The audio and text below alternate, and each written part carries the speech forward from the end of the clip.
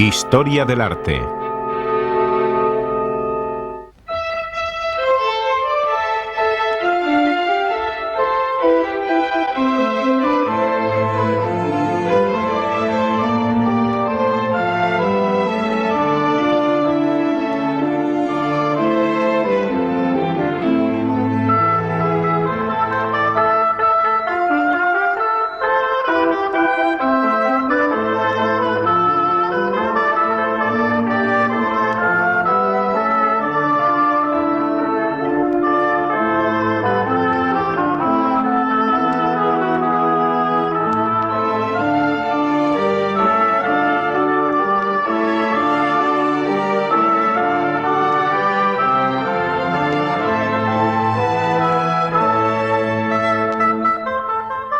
Renacimiento.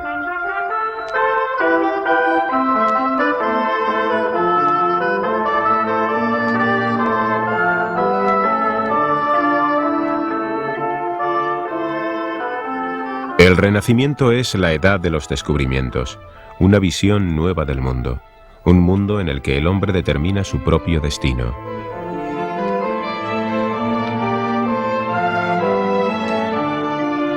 Todo el pensamiento se vuelca en el arte, en la búsqueda y en la experimentación. En todos los campos se trazan nuevos caminos.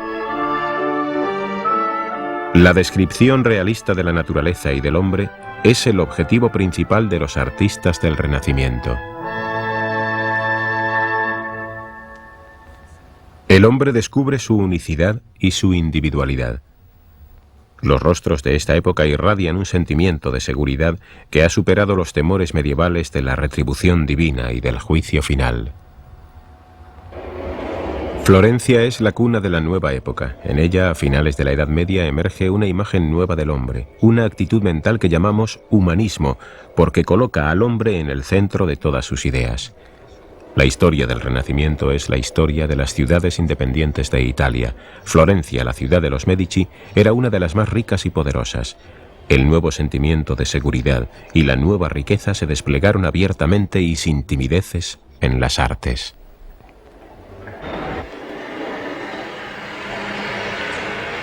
En un torneo celebrado en la ciudad de Larno en 1469, el joven Lorenzo de Medici apareció con la leyenda «Retorna el tiempo». Esta frase expresaba la aspiración suprema de la época, el retorno de una edad ideal. El anhelo de renovación, de rejuvenecimiento, dio a esta época su nombre, Renacimiento. Durante mucho tiempo la idea de una renovación se había extendido por Italia. Nunca se había olvidado que Roma había sido el centro del mundo.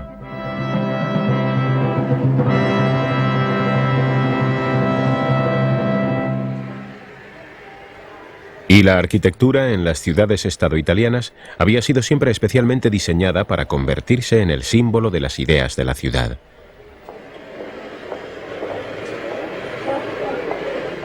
Como en Florencia, donde la reconstrucción de la antigua catedral iba a ser coronada por una cúpula de altura y anchura inmensas. Sin embargo, los arquitectos de la época hacia 1420 estaban al límite de sus posibilidades. Las dificultades técnicas parecían insuperables. La técnica de la edificación con bóvedas, heredada de la Alta Edad Media, había caído en el olvido. Solo un hombre sabía qué hacer. Era Filippo Brunelleschi, el arquitecto brillante que imaginó la solución. Desarrolló un método de levantar las grandes bóvedas sin soportes temporales.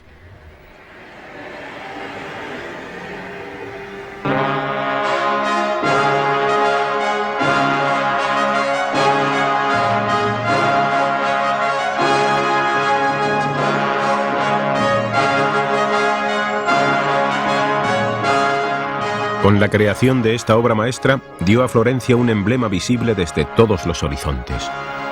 El espíritu audaz del Renacimiento llevó a cabo la tarea legada por la Edad Media como un problema sencillamente insoluble.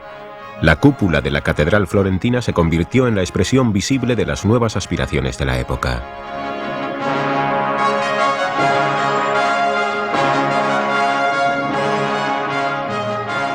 En ninguna otra parte desarrolló el hombre en la Edad Media tardía un sentido tan alto de autoconfianza como en la rica y próspera ciudad mercantil de Florencia.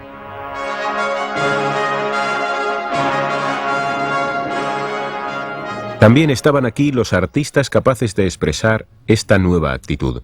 Uno de los más importantes fue Donatello. Hacia 1415 el gremio de armeros le hizo el encargo de crear una estatua de mármol en honor de su santo patrón, San Jorge. Los armeros deseaban ver su oficio representado en la armadura del caballero cristiano y recibieron mucho más, la primera escultura de tamaño natural desde la antigüedad. Allí está descansando en sí misma, segura y completa. Esta concepción de la figura humana era completamente nueva. La viveza y animación de la escultura está acentuada por la claridad y simplicidad de sus contornos. Miguel Ángel dijo una vez que sería posible tirar por una pendiente una buena escultura sin que se rompiera ninguna de sus partes. En el San Jorge de Donatello, esta idea se había hecho realidad. La autoconfianza irradiada por esta escultura caracteriza la nueva imagen del hombre, no solo en el arte, sino en la sociedad. El rango de un individuo ya no fue determinado jamás por el nacimiento o el origen, sino en gran medida por sus logros personales. Esto se realizaría en la infinita variedad de las actividades humanas, políticas, militares, mercantiles o artísticas. La habilidad era decisiva. Surgió una élite de hombres hábiles. Líderes militares como Francesco Sforza en Milán también respondían a estas cualidades. Los Medici en Florencia lideraban la banca internacional más próspera. El círculo de amigos de Lorenzo el Magnífico comprendía artistas, poetas y estudiosos de todas las capas sociales. En la Edad Media, el individuo se miraba a sí mismo sobre todo como miembro de una población, una parroquia, un grupo social, una familia, como parte de una colectividad. En Italia, en esta época, el individuo se libera de estas ataduras. El hombre comienza a ser consciente de sí mismo como individuo, con personalidad propia. En la Edad Media, las poblaciones estaban orgullosas de sus santos, cuyas reliquias veneraban en las iglesias. En el Renacimiento, la gente comienza a estar orgullosa de sus contemporáneos importantes, artistas, poetas y jefes militares. Los artistas firman abiertamente sus obras, se liberan de las restricciones de los gremios y se convierten en particulares al aceptar los encargos. Surge un nuevo culto a la fama. Los monumentos no tienen otro propósito que enaltecer la memoria de una persona y sus hazañas. Esta finalidad surge por primera vez desde la antigüedad.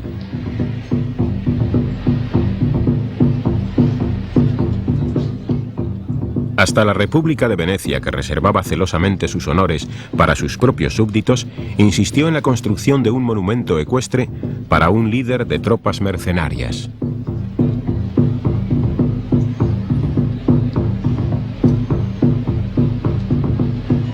El encargo fue encomendado a un escultor experimentado, el florentino Andrea Verrocchio. El condottiero Bartolomeo Colleoni entra en batalla montado en su caballo, destacándose altivo en la plaza de San Giovanni e Paolo. El resurgir social del artista en el Renacimiento era una condición esencial para que florecieran las nuevas ideas.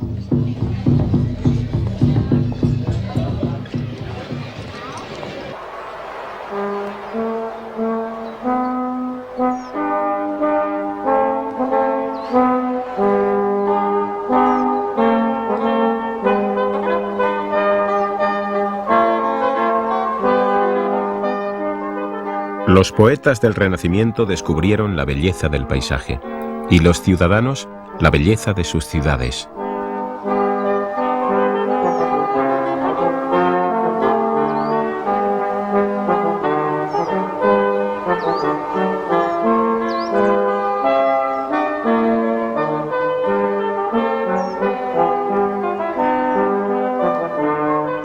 En 1401 los hilanderos, uno de los gremios más poderosos que con su riqueza influían poderosamente en la vida de Florencia, convocaron un concurso artístico. El vencedor recibiría el encargo de la nueva puerta de bronce del baptisterio. Se ha conservado el trabajo de los dos concursantes.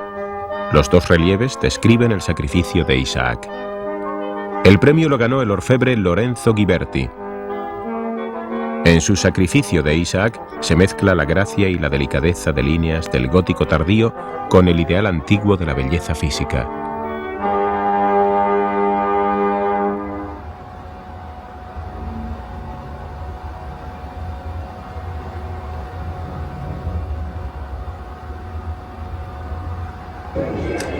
Más tarde, Ghiberti recibió el encargo de hacer otra puerta para el baptisterio.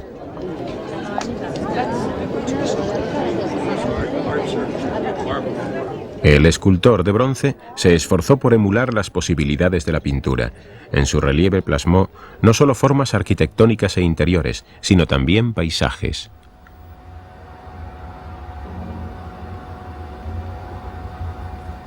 En una imperceptible graduación desde las figuras tridimensionales hasta las más delicadas elevaciones del fondo, el escultor evoca la profundidad del espacio y su atmósfera.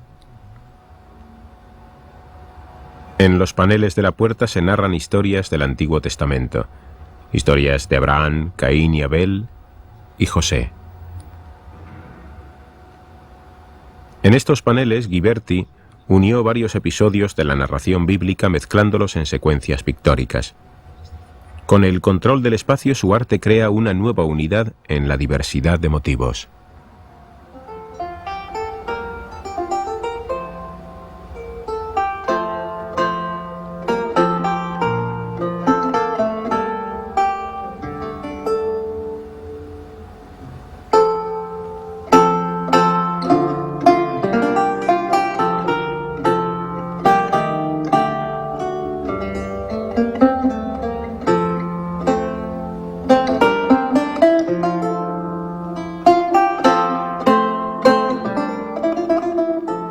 La combinación de espacio y figura en Ghiberti fue un logro fundamental para el arte de composición del Renacimiento.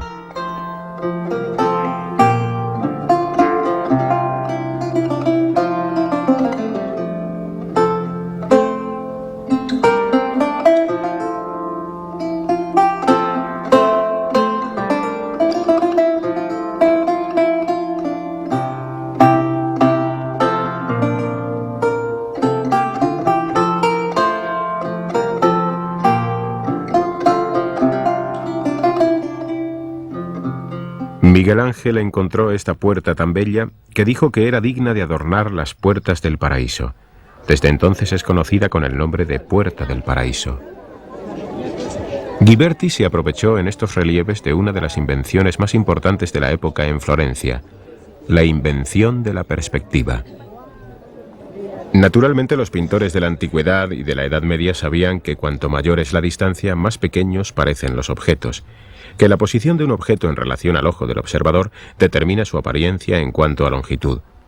Sin embargo, sus tentativas carecían de una aproximación sistemática. La ley de la perspectiva fue encontrada por el brillante arquitecto florentino Filippo Brunelleschi. Una de las primeras pinturas monumentales hechas según el nuevo sistema de leyes ópticas y matemáticas se encuentra en el fresco mural de la iglesia florentina de Santa María Novella. El fresco mural de Masaccio pinta la Santísima Trinidad con María y Juan. Una capilla sencilla de bóveda de cañón se abre en medio de una estructura de columnas y pilares. En ese punto, la pared del pasillo de la iglesia parece que se rompe y es posible penetrar en ella. Por primera vez era posible representar el mundo tal como el hombre lo percibía.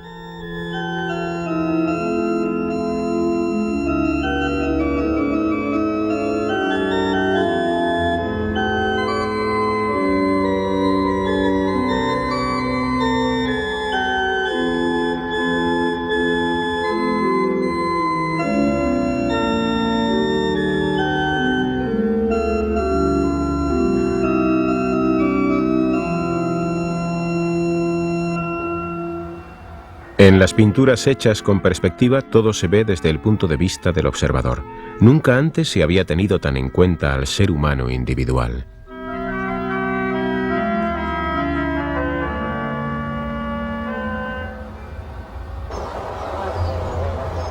En el claustro de la iglesia franciscana de Florencia, Filippo Brunelleschi construyó una capilla que servía a los monjes de sala capitular. Actualmente se conoce con el nombre de sus donantes, la rica familia Pazzi. El secreto de Brunelleschi está en la simplicidad del efecto de conjunto que destaca todos los elementos individuales arquitectónicos, elevándolos a una gran dignidad formal. En el interior todo está desarrollado desde la piedra gris a las superficies blancas de la pared.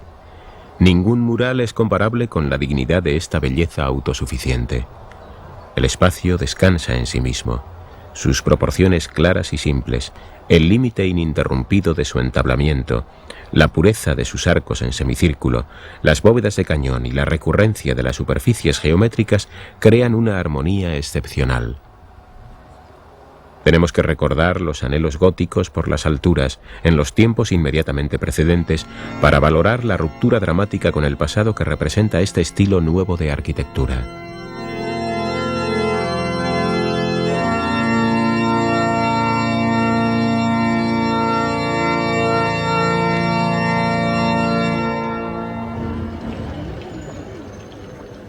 En la Loggia de los Inocentes, construida en Florencia desde 1419 en adelante, Brunelleschi eleva el motivo de las arquerías con columnas a una expresión dominante.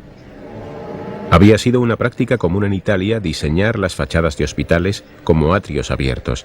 Estas loggias eran zonas de recreo para los convalecientes. Brunelleschi se aprovechó de esta costumbre, aunque no hay nada aquí que recuerde el origen medieval del motivo. La loggia expresa la simetría pura de las proporciones clásicas.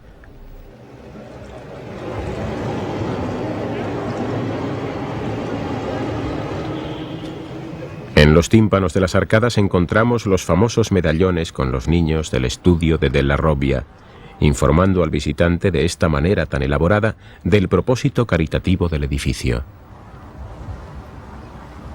Se cuenta que Brunelleschi viajó a Roma para estudiar las ruinas de los edificios antiguos. Los habitantes de la ciudad lo tomaron por un buscador de oro cuando comenzó a excavar entre las ruinas como un arqueólogo en su búsqueda de los fundamentos y restos decorativos de los edificios. El arquitecto hacía esta investigación para medir y sacar escalas de las proporciones. Su intención no era simplemente copiar estas construcciones, deseaba crear un estilo arquitectónico nuevo en el que los elementos clásicos, columnas, pilares, arcos, entablamientos y gabletes, perfiles estructurales de puertas y ventanas, se mezclaran en una nueva armonía con el nuevo estilo de esta época.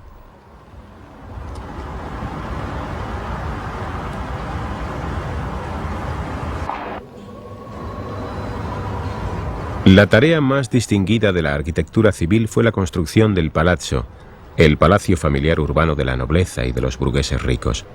León Battista Alberti, un hombre de educación universal y el teórico de arquitectura más eminente del siglo XV, diseñó este palacio urbano para la familia de comerciantes Rucellai en Florencia. Sus 3 pisos están divididos por una red delicada de pilastras, vigas y sillerías. Aquí las pilastras siguen los órdenes dórico, jónico y corintio. Alberti había observado esta secuencia en edificios romanos como el Coliseo. En el Palacio Rucellai, todos los motivos arquitectónicos están aplicados solo como finos relieves, a modo de ornamento sobre la pared lisa. Las pilastras y las vigas no soportan pesos reales como en el Coliseo.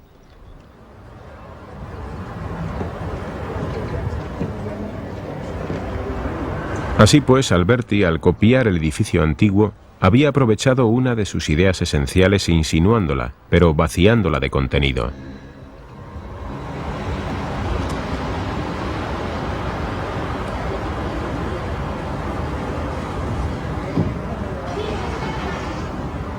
La forma medieval del palacio urbano florentino aparece con una monumentalidad refinada por la antigüedad.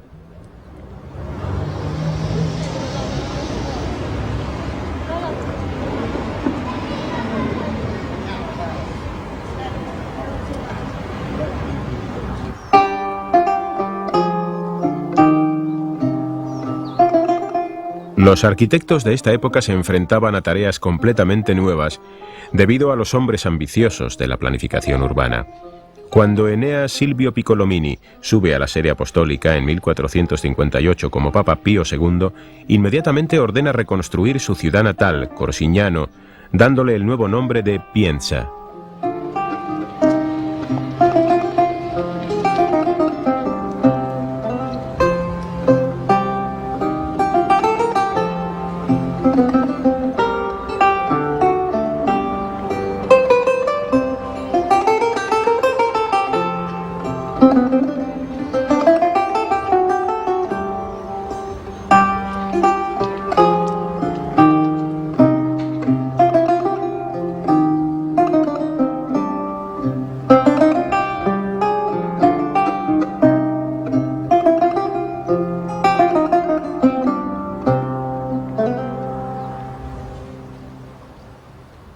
Se construyen una nueva catedral y un nuevo palacio para el Papa, el Obispo y el Ayuntamiento. En torno a una plaza regular en forma de rectángulo, Pienza es el primer ejemplo de planificación urbana unitaria en el Renacimiento. Uno de los conceptos favoritos de los arquitectos del Renacimiento fue la construcción de planta central, una edificación cuya forma básica era un círculo o un polígono regular. Leonardo da Vinci, el genio universal, también demostró un interés apasionado por estas soluciones ideales en sus diseños. Edificios de esta clase ya existían naturalmente en la Edad Media. Muchos baptisterios, como el de Florencia, eran edificios de planta central. El Renacimiento se apropió de esta construcción y la enriqueció.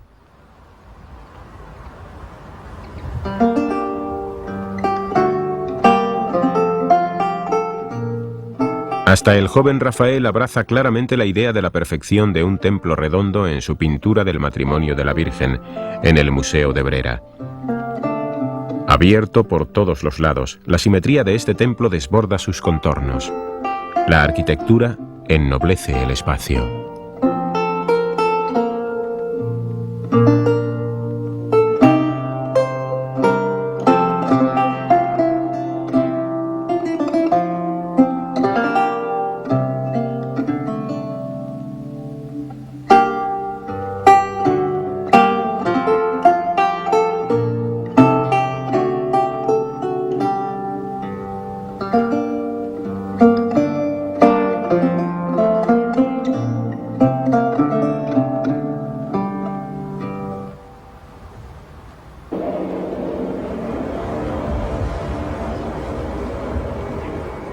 En 1502, Donato Bramante, el arquitecto lombardo y amigo de Rafael, recibió el encargo de hacer un monumento en el patio del claustro romano de San Pietro in Montorio.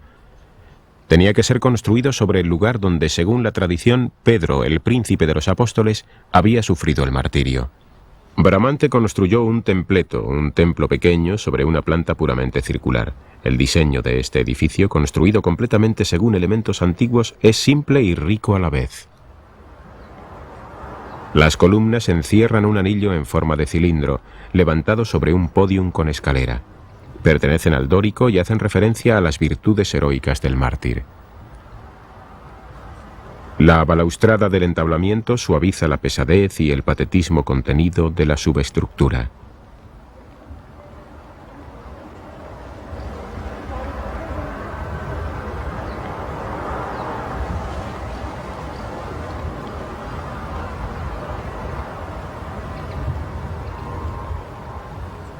Tal riqueza de expresión con elementos tan simples era el lenguaje redescubierto y siempre nuevo del clasicismo. No es de extrañar que el Papa Julio II le diera el encargo arquitectónico más importante de Occidente a Bramante. Naturalmente, Bramante también deseaba construir San Pedro, la iglesia principal de la cristiandad, como un edificio de planta central, aunque mucho más complicado que el templeto.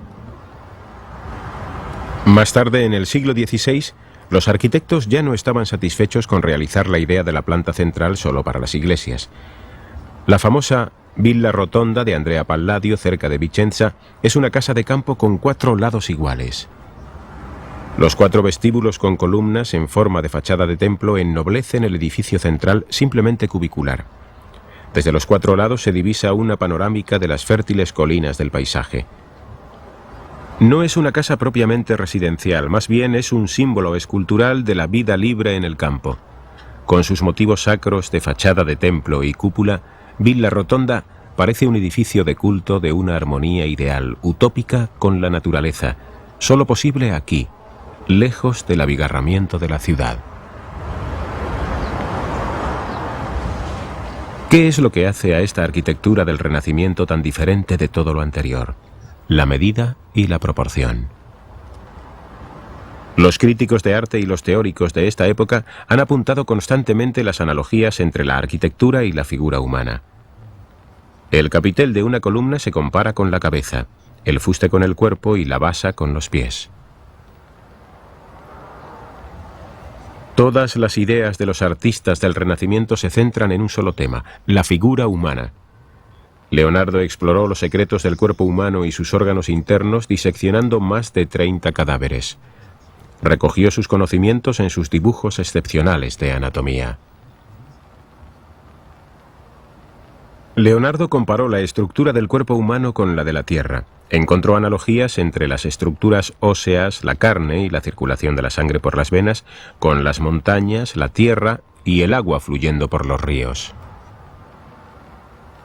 El hombre podía ser considerado como la imagen y el centro del macrocosmos. El instrumento exacto de la perspectiva lineal hizo posible poner las artes visuales al servicio de un conocimiento científico del mundo. En el famoso libro del conde Castiglione se defendía que el dibujo ayuda a juzgar la perfección de las esculturas antiguas y modernas, y también a percibir la simetría en el hombre y en todos los seres vivos.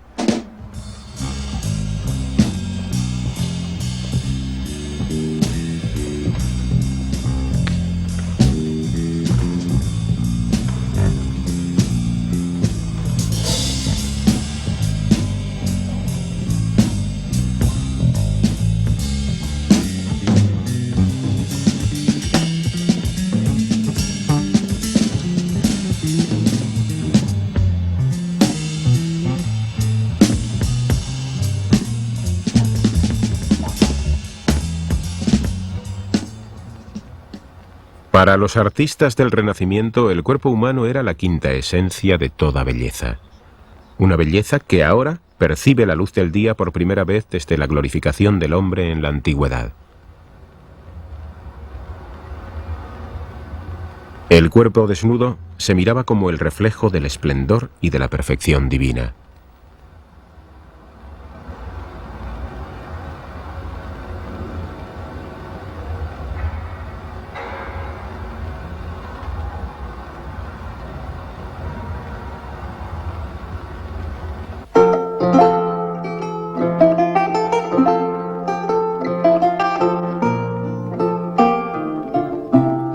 En el nacimiento de Venus de Botticelli, saliendo de la espuma del mar, esta idea encuentra su expresión más bella. Sobre el cuenco de una concha, la diosa del amor ha salido del mar.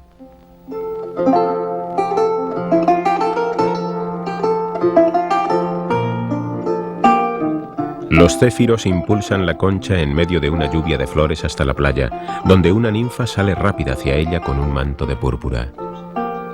En la selección de este tema, Botticelli y sus aprendices de la Casa de los Medici se han inspirado en poetas como Poliziano, que a su vez se inspiró en los poetas de la antigüedad. Botticelli percibía la belleza como una unidad en la que el espíritu y la sensualidad no podían separarse.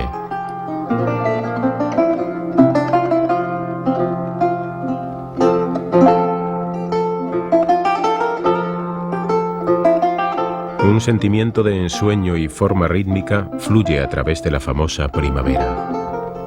La pintura toma su nombre de la figura juvenil de la primavera, vestida con una túnica de flores. Con su mano extendida desparrama los pétalos fragantes de las flores.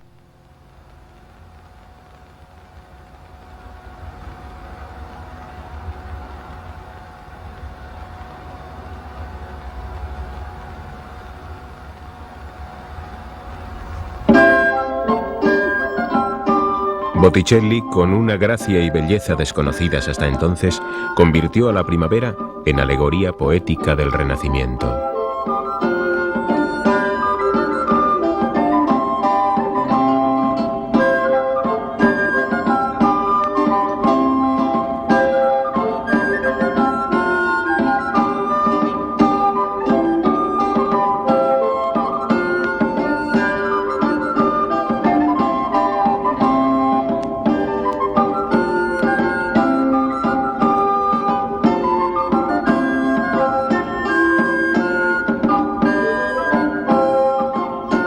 Los velos ondulantes, el movimiento gracioso de los cuerpos, las líneas fluctuantes de los pliegues, el paisaje mágico revelan un sentido extremadamente refinado de belleza.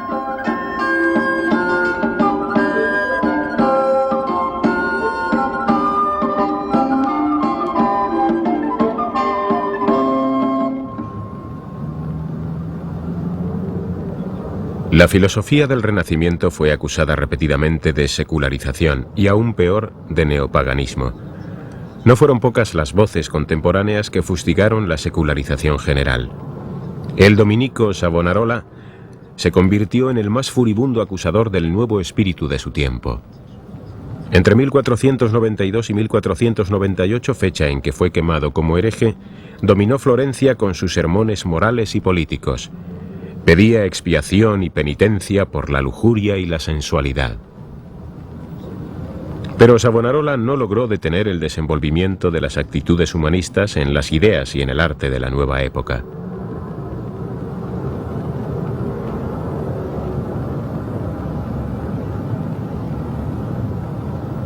Esta estatua hizo época. Se trata del David en bronce de Donatello. Creada hacia 1430, fue la primera escultura desnuda a tamaño natural desde la antigüedad.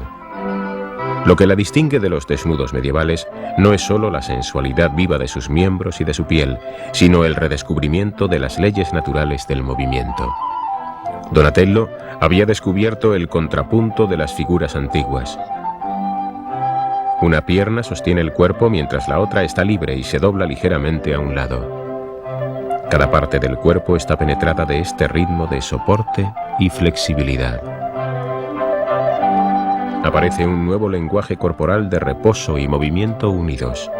Es la expresión de la superación de la soledad y de la apertura al mundo. Es una búsqueda de pregunta y respuesta.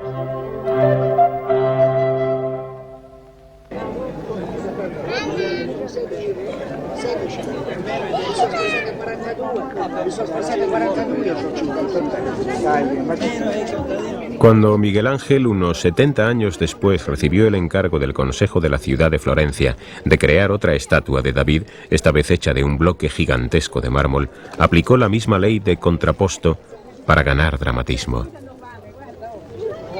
Actualmente una copia del gigante está delante del Palazzo Vecchio. El original precioso de Miguel Ángel se conserva en la sala de la cúpula de la Academia, a salvo de los daños del viento y el clima.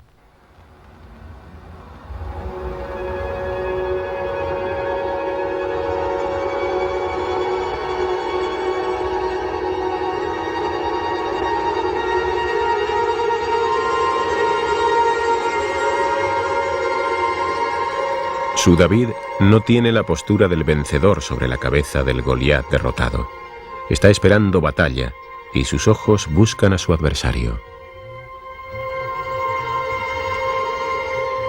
Cada músculo está tenso, en alerta, a la defensiva.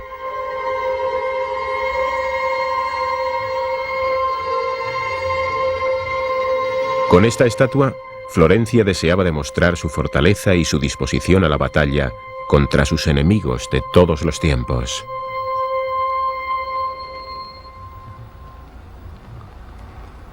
Hacia 1475, el versátil Andrea Verrocchio, escultor del Coleoni en Venecia, recibió el encargo de pintar un cuadro sobre el bautismo de Cristo en el río Jordán. La estructura ósea y nervuda del modelado de las figuras masculinas revelan el realismo anatómico y precisión gráfica que enorgullecían a los artistas florentinos.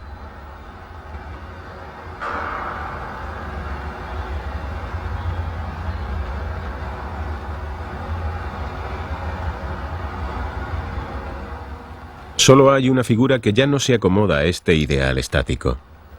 Es el ángel arrodillado a la izquierda, al que su compañero de la derecha mira con admiración. Y tiene toda la razón para admirarlo, porque este ángel ha sido creado no por Verrocchio, sino por la mano de un artista diferente, por su discípulo genial, Leonardo da Vinci. Hay una gracia maravillosa en la manera como vuelve su cabeza, en la delicadeza de su perfil, en el brillo dorado de su pelo. Este ángel realmente parece que viene de otro mundo. Se cuenta que al darse cuenta Verrocchio de que había sido superado por su aprendiz, ya no volvió a coger un pincel.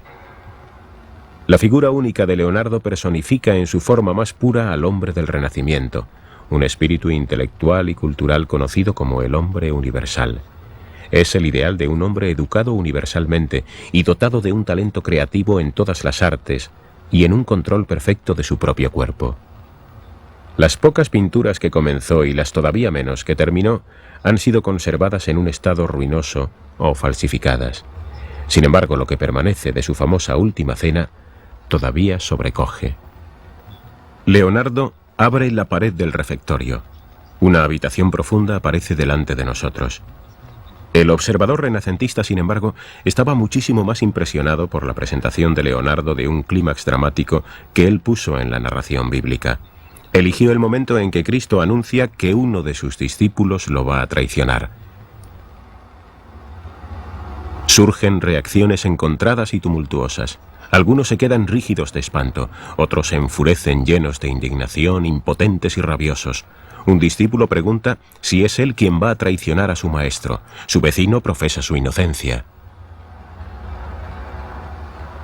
Solo Judas permanece sentado, inclinado hacia adelante, inmóvil. Desde la silueta oscura de su perfil observa al hombre al que va a traicionar. Nunca se había expresado antes en una sola pintura tal cúmulo de pasiones y emociones humanas. Ningún artista anterior había sido capaz de transcribir los sentimientos íntimos del hombre con tanta claridad y viveza en movimientos y gestos corporales. Por fin aquí el objetivo del constante estudio de la perspectiva y de la anatomía encontraba su realización. El poder de convicción y la transmisión intelectual de mensajes espirituales en la pintura dependía de la empatía lograda en los gestos corporales y en la credibilidad del ambiente descrito.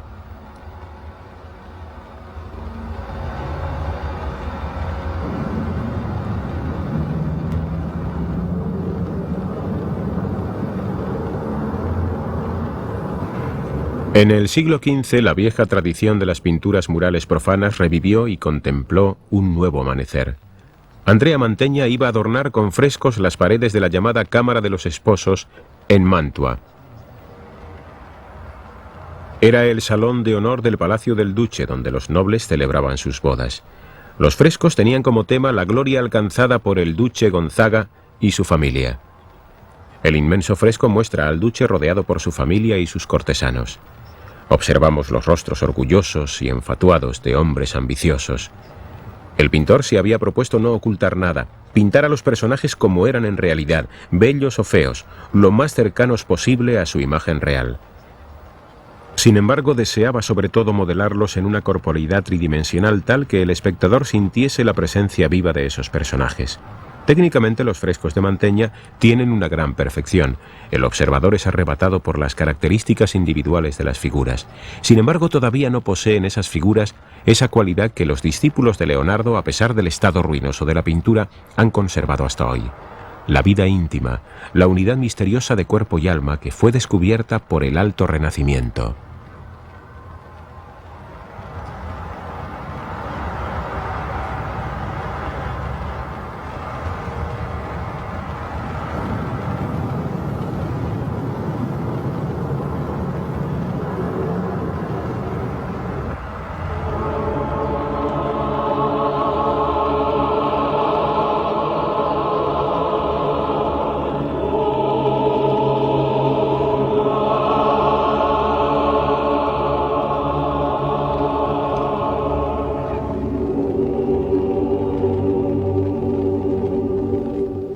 Miguel Ángel estaba destinado a dar la gran forma simbólica a esa unidad en el momento supremo de la historia de la creación.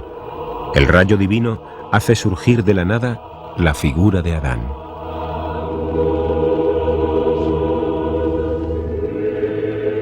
Dios Padre, sostenido por ángeles, infunde su espíritu divino sobre el primer hombre creado a su imagen. Antes de Miguel Ángel, ningún pintor se había atrevido a pintar este momento supremo del Génesis solo a base de miradas y gestos. El espíritu divino en el hombre era la fuente de la inspiración humanista del Renacimiento.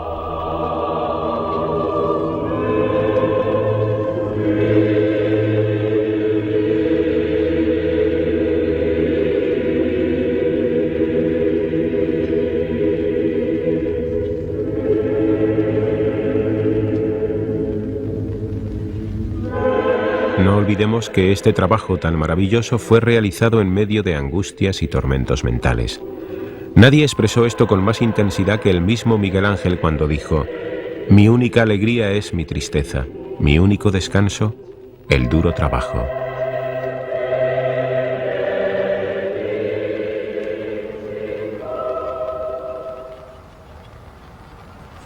En la misma época en que Miguel Ángel estaba terminando la Capilla Sixtina, Julio II empleó a otro pintor, Rafael, de una naturaleza y temperamento opuestos totalmente a los de Miguel Ángel.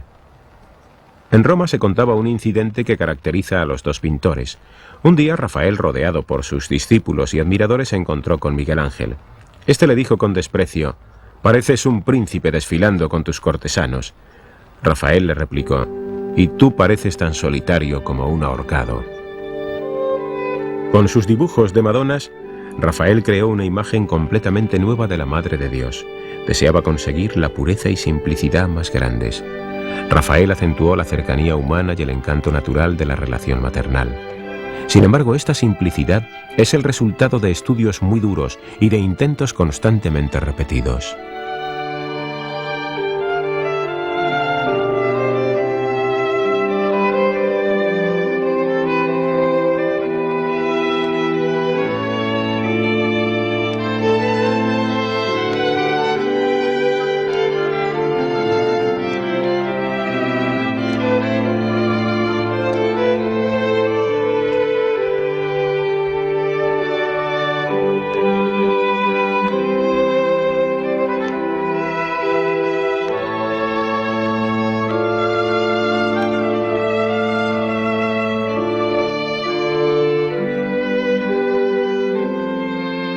Lo mismo que Miguel Ángel, Rafael era un artista con una capacidad increíble de trabajo. Pero al contrario que los trabajos artísticos de Miguel Ángel, las pinturas de Rafael producen la impresión al verlas de que han sido creadas sin esfuerzo.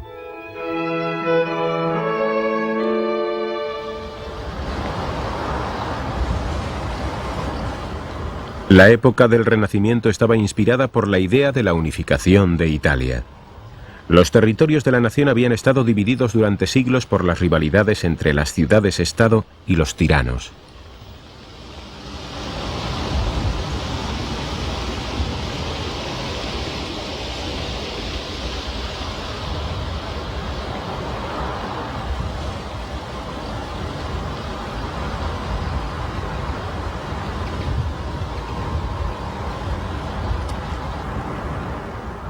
Los papas romanos persiguieron el objetivo de la unificación con todos los medios políticos y espirituales a su alcance.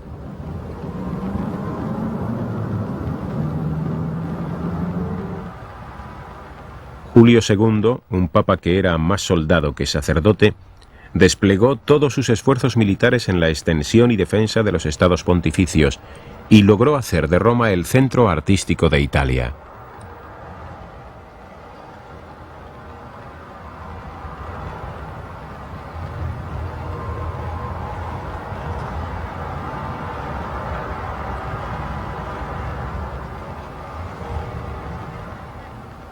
Julio II encargó a Rafael la decoración de los apartamentos papales, que se reducían a 3 habitaciones en el piso superior del Palacio Vaticano.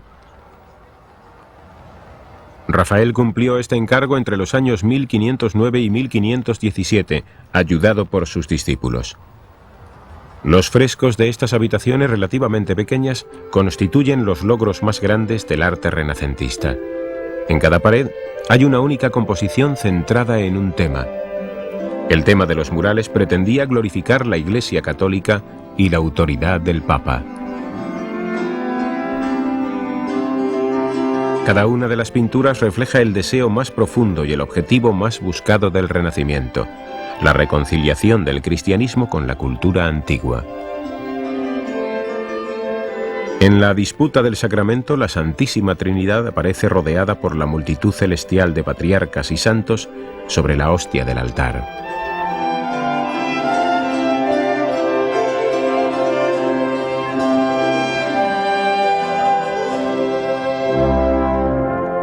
Los padres de la Iglesia, los papas, los laicos y los contemporáneos de Rafael disputan sobre los secretos insondables de la muerte expiatoria de Cristo.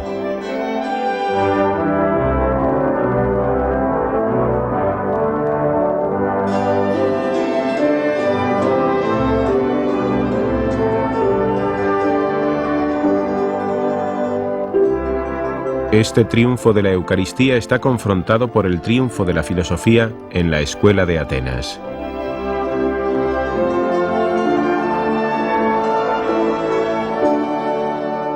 La pintura toma su nombre de los dos hombres que atraviesan la amplia habitación de bóveda de cañón discutiendo serenamente entre sí: Platón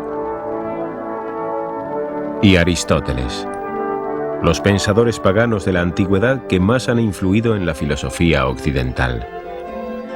Sus discípulos están reunidos a ambos lados discutiendo seriamente como buenos alumnos. En esta pintura Rafael ha establecido también una unión con su propio tiempo mediante los retratos de sus contemporáneos.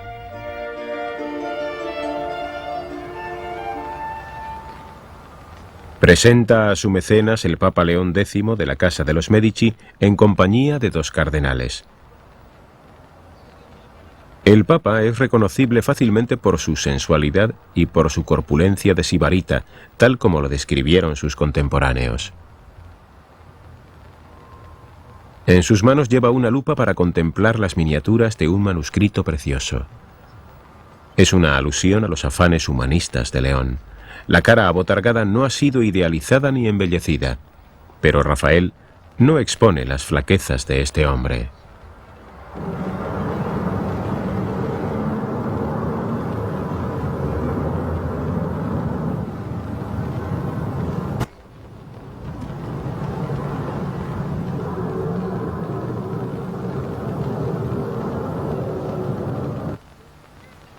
Clemente VII fue el segundo Medici que ocupó el trono de San Pedro. Inmediatamente encargó a Miguel Ángel decorar la nueva sacristía de San Lorenzo en Florencia como una capilla mortuoria. La habitación no era muy amplia, pero tenía una gran altura. Podía acomodar tumbas en 3 lados. El cuarto estaba reservado para el altar. Miguel Ángel diseñó en las paredes de 2 lados una arquitectura de nichos en 3 pisos con un relieve finamente estructurado y esculpido con nitidez.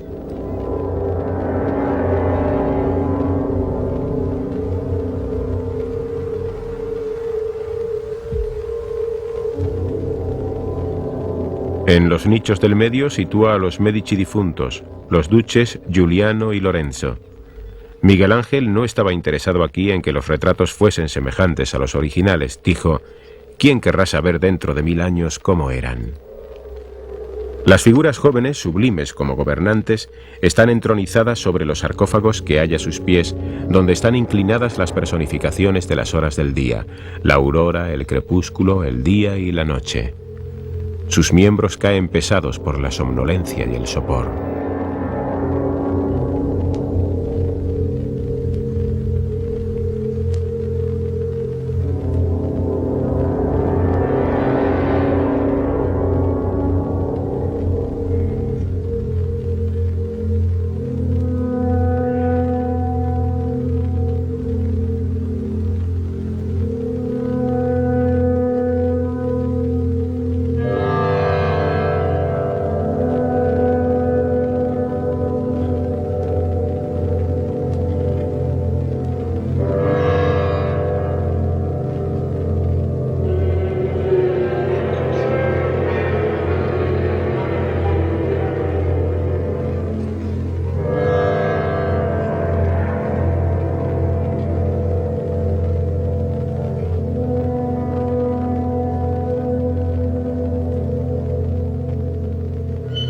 La detención del tiempo y el triunfo de los muertos, que en la otra vida son sublimes, sobre todas las cosas temporales, es el significado profundo de esta composición fúnebre.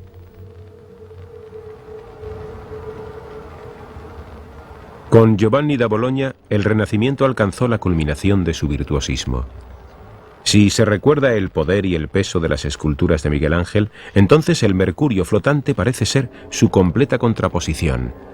Vestido solo con sus zapatillas y yelmo alados, el mensajero de los dioses se eleva al cielo con su caduceo. Pero, ¿desciende de los cielos o está subiendo? Desde todos los puntos, esta pieza maestra del equilibrio presenta una visión igualmente atractiva. El autor estaba profundamente interesado en la forma y en la solución virtuosista de las dificultades más extremas.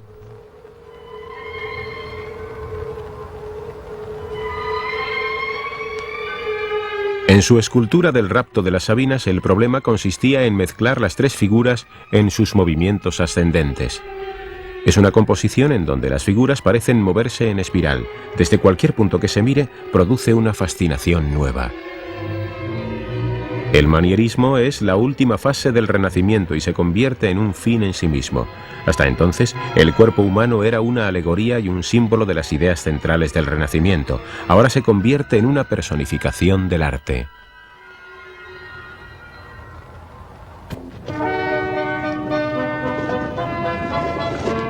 Durante siglos, la poderosa República de Venecia había seguido su propio camino en asuntos de arte. Los arquitectos y pintores venecianos siempre habían buscado inspiración en Bizancio, más que en el arte occidental. Esto no significa que Venecia se hubiera despreocupado de los logros del Renacimiento. Desde el comienzo del siglo XV se había invitado a trabajar en Venecia a los artistas florentinos, pero los resultados fueron muy diferentes que en Toscana. Los venecianos fueron capaces de contrarrestar la fama de los florentinos y de los romanos con un arte en el que no tenían rivales, el arte del color. Hasta en Florencia tuvieron que admitir, aunque a regañadientes, que la morbidezza, la suavidad sensual y la esmaltación en los colores de las Madonas venecianas tenían una clase insuperable. En 1488 Giovanni Bellini pintó el tríptico de Madonas en la sacristía de la iglesia de los Frari. El veneciano usa la luz para crear una atmósfera suave y difuminada, un claroscuro que suaviza los contornos y da a los colores una tonalidad básica, cálida y uniforme.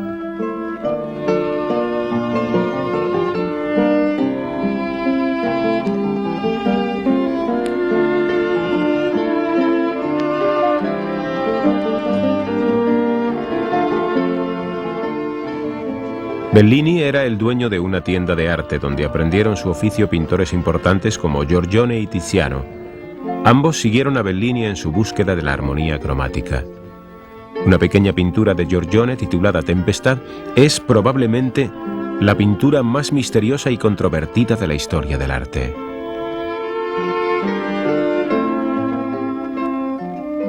Ciertamente es una de las creaciones verdaderamente grandes del arte europeo. Todo en ella está concebido como una unidad de luz, aire y color.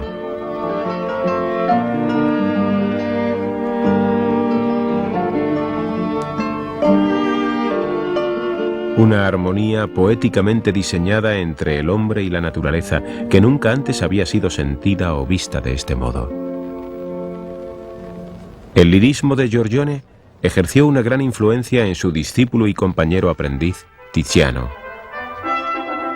Tiziano llegó a ser el gran maestro dramático del color en la pintura veneciana. El que ha visto su Assumpta jamás olvidará este milagro artístico, este triunfo inmenso del color y este patetismo de la luz.